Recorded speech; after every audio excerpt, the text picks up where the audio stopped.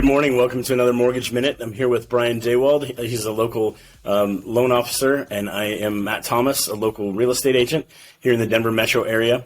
And Brian, welcome. Thanks for having me again. Absolutely. So this is great. It's interesting to see how much things change from a day-to-day basis and certainly week to week.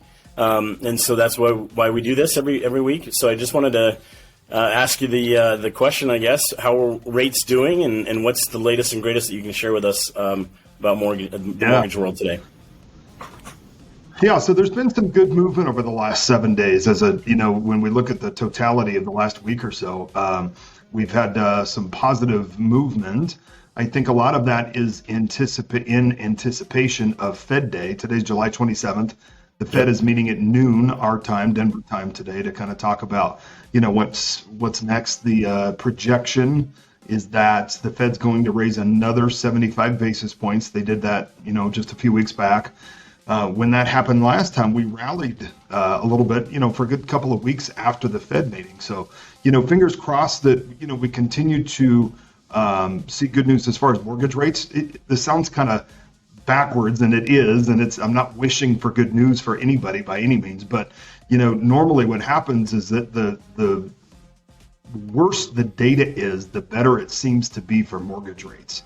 So as the Fed is moving their baseline up another 75 basis points, that's the government's lever that they're pulling to try to curb inflation a little bit as best they can. And it's really their only option. But anyway, that's what they're working on, is we keep talking about, inflation and anti-inflation leading potentially to recession.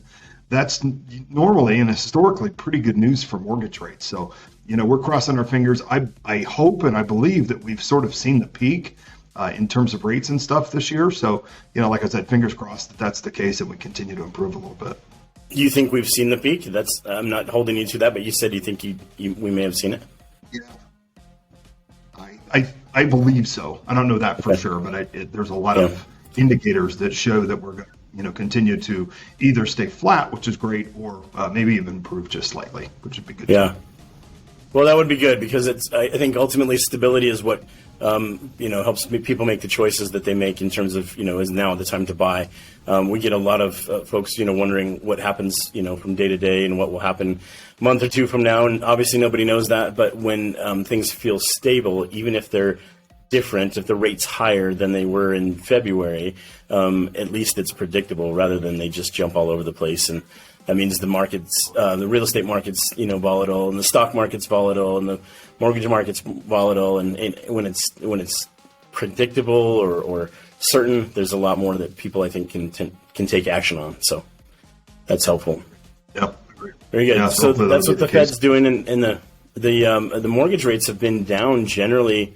You said so. Would you say that they were down to the most favorable spot since the rates started really going up, and that was just a couple of days ago? Yeah, I mean, this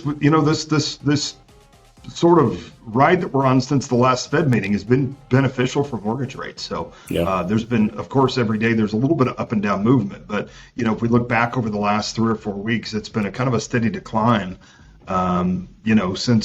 Since we've kind of hit some of the peaks. So today's no different. We're up. I'm looking at the chart now. We're up 33 basis points on the day, which is a good number. When we're up, it's good. When we're down, it's bad. So absolutely. Yesterday was off just a couple of ticks, and it stayed above the floor and the kind of the line in the sand that they were hoping it would stay above, and it did. So overall, it's been pretty good news over the last little bit.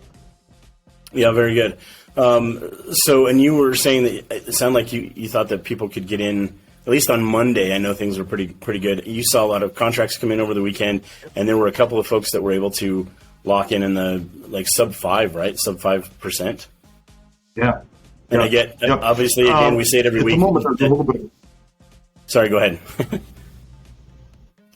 It just depends on all of those factors. You and I are on the exact same page. It just depends on so many different factors. But yes, we were able to get some folks in under 5%, which is great. I haven't heard that be available to folks in a while. That's the reason I brought that up. And again, disclaimer, here it comes.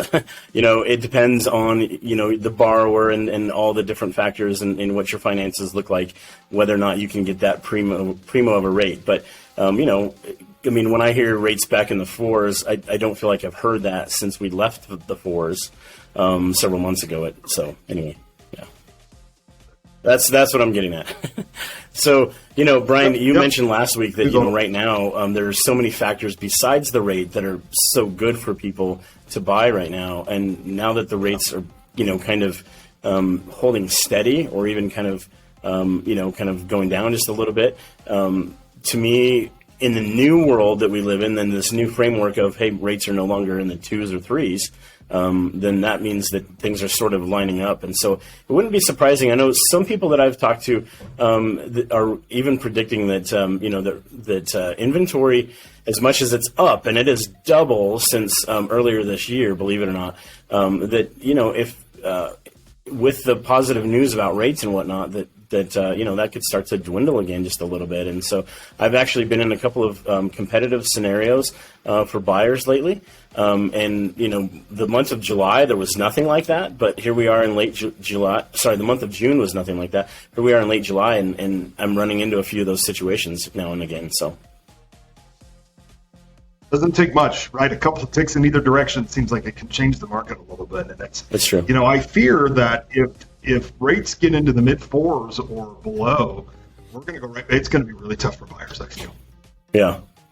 We'll just have to see. So, and look, it's you and I's job to help people understand this, so that to help them understand that there are advantages in today's market.